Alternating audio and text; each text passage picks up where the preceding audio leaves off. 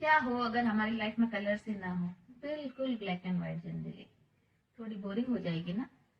हमारी प्रकृति बहुत ही अद्भुत है, इसलिए उसने सब कुछ बहुत ही कलरफुल बनाया है, चाहे वो हमारे आसपास का नजारा हो या फिर हमारा खाना। अब इमेजिन कीजिए एक व्हाइट एप्पल या फिर एक ब्लैक बनाना।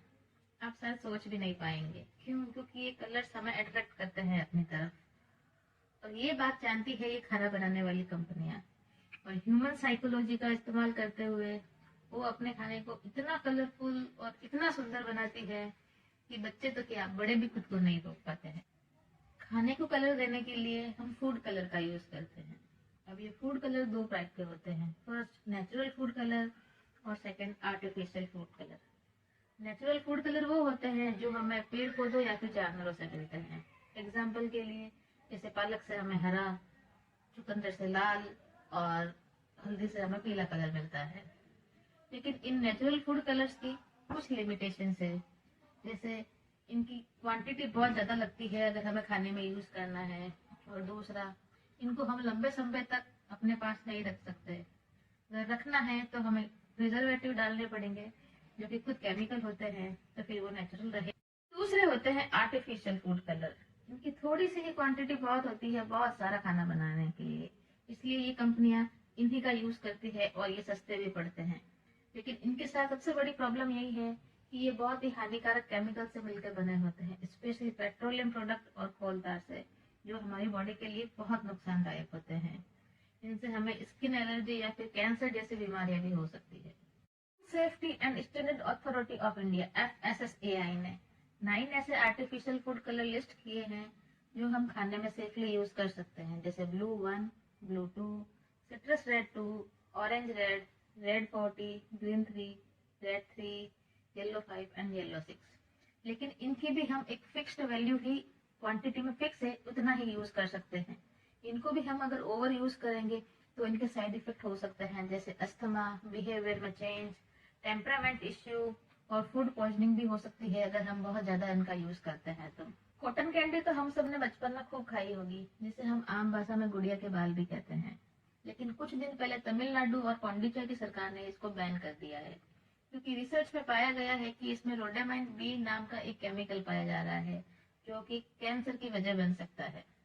वैसे तो रोडेमाइन बी एक डाई है जिसका यूज कपड़े और रंग करने के लिए किया जाता है, लेकिन क्योंकि ये बहुत स्ट्रांग होता है और कुछ ग्राम की मात्रा ही बहुत होती है हजारों किलो शक्कर में इसे रंग देने के लिए, तो इन लोगों को ये बहुत सस्ता पड़ता है और इनका यूज ये कॉटन कैंडी में कर रहे हैं, जिससे उनकी लागत बहुत कम आती है और उनको बहुत फायदा होता है।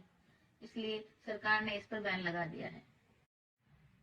रोडेमाइन बी के अलावा भी कुछ ऐसे कलर्स हैं जो इंडिया में बैन है, स्पेशली खाने में यूज करने के लिए, जैसे orange 2, auramine yellow, blue VRS, malachite green, Sudan red.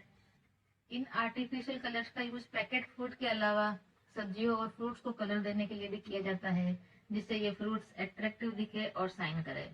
जैसे रोडेमाइन बी का यूज शकरकंद, सुपारी, गुड़ और रोज मिल्क में किया जाता है। इसके अलावा रागी को कलर देने के लिए भी इसका यूज किया जाता है। भिंडी और मिर्ची को गहरा हरा रंग देने के लिए मेलेकाइट ग्रीन का यूज किया जाता है, और तरबूज को मीठा और लाल बनाने के लिए एरिथ्रोसाइन का यूज किया जाता है। बाजार में मिलने वाली ये कलरफुल प्रोडक्ट्स जैसे कुकीज, कैंडीज, आइसक्रीम या कोल्ड ड्रिंक सबसे ज्यादा बच्चों को इफेक्ट करते हैं और अट्रैक्ट करते हैं, इसलिए आजकल बच्चों में बीमारियां बहुत बढ़ रही है, जैसे skin allergy, asthma, hyper activity या फिर बिहेवियरल चेंज। और इन चीजों के ज्यादा उपयोग से फूड पॉइजनिंग भी हो सकती है और बच्चों की ग्रोथ भी रुक जाती है। ऐसा रिसर्च में पाया गया है कि इनसे बच्चों में कैंसर के केसेस भी बढ़ रहे हैं। ये तो हो गई प्रॉब्लम, अब हम सॉल्यूशन की बात करते हैं। अब इन कलर्स को पूरी तरह हमारे खाने से एलिमिनेट करना तो बहुत मुश्किल है, मुमकिन ही नहीं है, क्योंकि हम जो घर में दालें लाते हैं वो भी पॉलिश्ड होती है।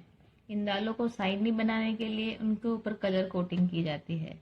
तो अगर हमें इन सब से बचना है तो हमें सोच विचार करके इन चीजों का यूज करना होगा। अगर हमें दाल बनानी है तो पहले हमें उसे धोना है और कुछ देर भिगो के रखना है, उसके बाद ही इस दाल को बनाएं।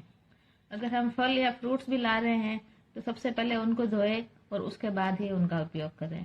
अगर हमें मिठाइयाँ भी खानी है तो ऐसी मिठाइयाँ खाएं जो ज़्यादा कलरफुल ना हो, जैसे बर्फी, मैसूर पाक, मावे की बनी मिठाइयाँ और जलेबी। इनका कम से कम यूज़ करें, क्योंकि इनको चटक रंग देने के लिए फूड कलर का ही यूज़ किया जाता है। और अगर हमें खाना ही है तो उनको कम मात्रा में खाएं। और पैकेज्ड फूड को भी खरीदने से पहले एक बार उसे पीछे पलट कर जरूर देखें और उसके इंग्रेडिएंट जरूर चेक करें कि कहीं उनमें वो कलर तो नहीं है जो बैंड है। SSAI भी इन चीज़ों पर लगातार अपनी नज़र बनाए रखती है और हर कुछ दिनों में उनके सैंपल टेस्ट करती है। और अगर इनके सैंपल टेस्ट में फेल होते हैं तो कंपनी पर जुर्माना लगाया जाता है। ये जुर्माना 5,000 से लगाकर 5 लाख तक का हो सकता है। इसके अलावा जेल का भी प्रावधान है।